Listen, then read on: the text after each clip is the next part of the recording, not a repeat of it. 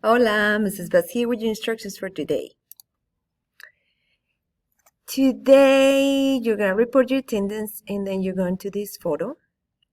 When you click here, it takes you to this photo. You are going to answer this question on the comments. That's very simple. And you find your video here. And then you have to complete these activities. And these activities, let's open the activity. You had 3 activities in one document. So what I did was I put a picture and you have to follow the instructions. And here is the numbers. So you're just gonna put the name of the item right here so you can practice your spelling with the new vocabulary. And this one, you're gonna talk about location. So there's something happened there. They're giving you a subject and the verb, and you're gonna give the location of that subject or object. Like, it's a subject because it's a subject in the sentence, but it doesn't necessarily have to be a person, right? Or an animal. It can be a thing. So you're going to look at the subject in the sentence, the verb, and then you're gonna look where the thing or the person is located and complete here. To complete this, you need to... Oh, one thing I forgot. Before you start trying to answer, you need to make a copy right here. You make your copy. I will put your name for your copy. Johnny. That's just a random name. And once you have your own copy, you can start editing.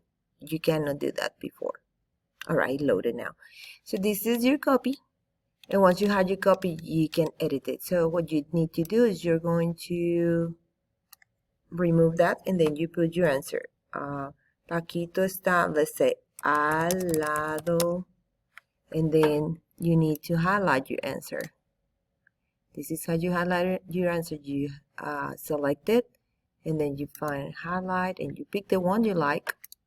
And you just highlight it. And then you do the same with the next one. This is a random question. It's not the actual question. Oh, change to.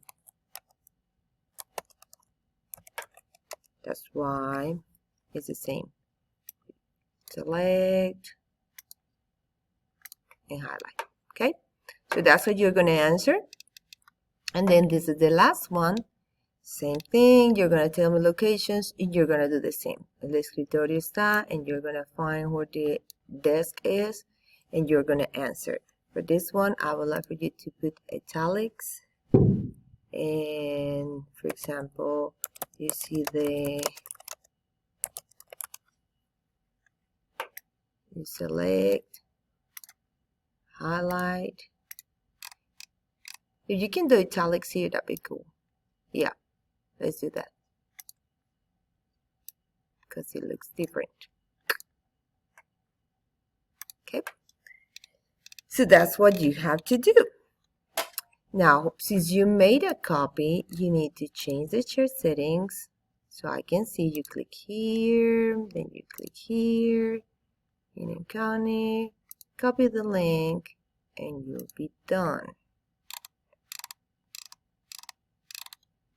Okay, then you go to the plan, and right here you submit your URL.